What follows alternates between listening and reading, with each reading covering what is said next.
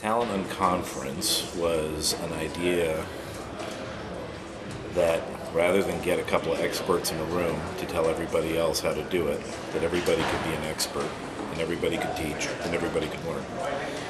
So the Unconference was trying to get out of a standard conference format where you sit in a dark room and listen to people drone on about what they've done, and instead get to share ideas and innovate about what you think should be done.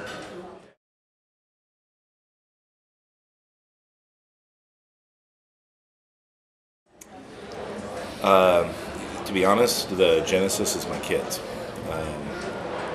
Every parent, I think, worries about what the next generation is going to be like for their kids, and it's a responsibility of every parent to think about how they can make the world better for their kids. And I just think that what talent organizations do, and I would include education in that, all the way up through recruitment, sourcing, HR, is critical. Is critical to the world my kids are going to live in. And I just wasn't happy with the level of innovation that was going on inside the talent industry. It seems like everyone's obsessed with how to get a faster horse and buggy as opposed to how to build a car. And I just felt that getting a lot of people in a room who were smarter than me and as committed as I was to trying to make the world a better place would, in fact, come up with those kinds of innovations. And so conferences are fantastic things. I go to many of them and I speak at many of them. I'm one of those people that drones to the people in the dark. But at the end of the day, you hear pretty consistently that there's not a whole lot of innovation or innovative thinking that goes on there because the audience they have to appeal to is so wide. And so what I wanted to do is rather than have that kind of format, I wanted to have a format where people could be pushed to think about how do you invent the talent car as opposed to how do you drive the horses faster.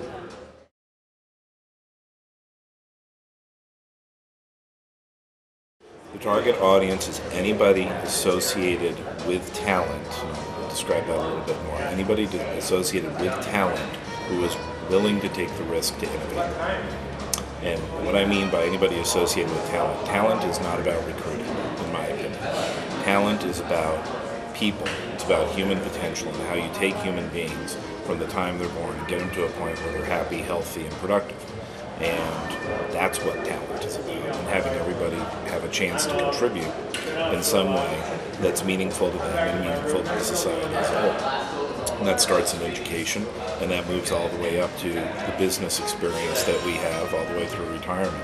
So I didn't look at it as get a bunch of recruiters in a room and talk about how you source better. I looked at it as this is a integrated end-to-end chain, and you couldn't look at any single piece of it without looking at the whole.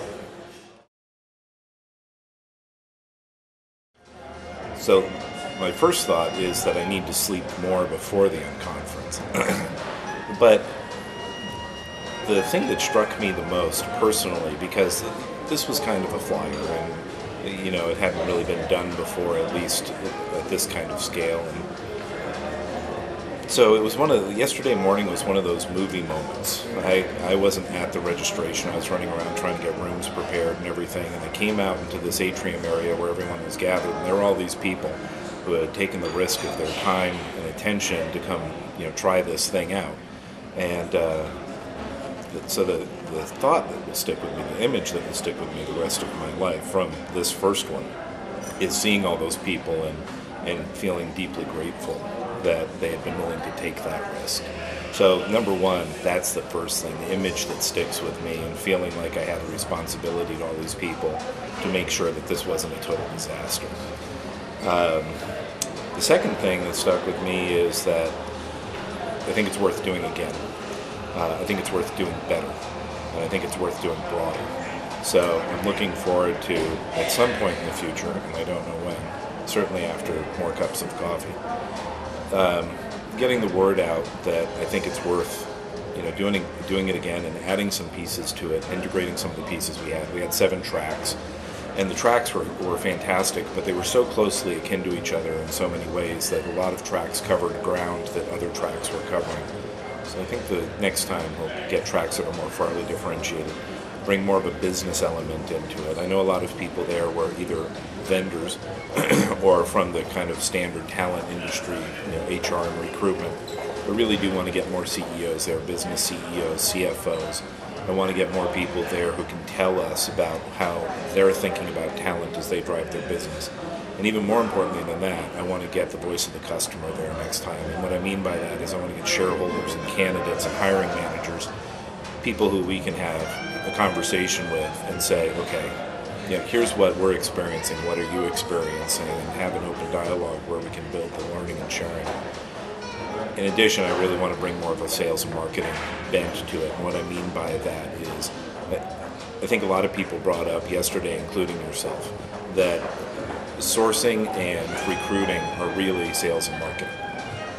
And recruiting insulates itself with its own language to try to say that it's not, that it's something different. And that's not true. So I think it's important to, rather than focus on sourcing and recruiting, to focus on marketing and selling. I had an interesting experience, which was one of the genesis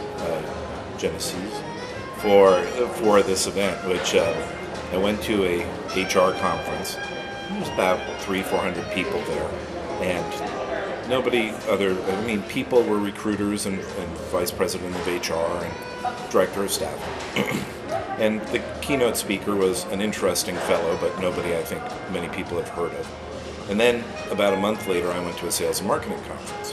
There were 5,000 people, and Colin Powell spoke, and an ex-president was hanging around, and I met lots of Fortune 500 CEOs and CIOs and CFOs. And you could tell where people who are making the decisions that affect our lives are placing their bets.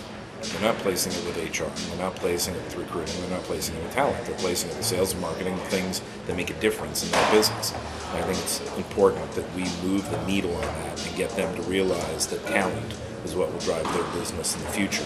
And we'll see that visibly when we attend conferences that have big name speakers with lots of people, huge budgets, and lots of CEOs, CFOs, CIOs attending those conferences wanting to find out.